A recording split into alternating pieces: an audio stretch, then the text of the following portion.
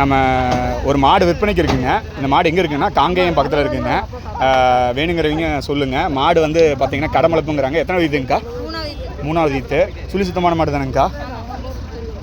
பால் பிச்சுற மாடு தான். கன்று வந்து கெடாரி கண்ணுங்க. 4 நாள் தான் ஆகுதா கண்ணுட்டி போட்டு. பால் திரும்பிடுச்சாங்கக்கா? நல்ல பாலா?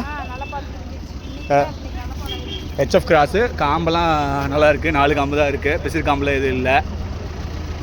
விலை வந்து 80 ரூபா சொல்லிகிட்டு இருக்காங்க. ஏதாச்சும் கேட்டிங்கன்னா அனுசரித்து கூட தருவாங்க.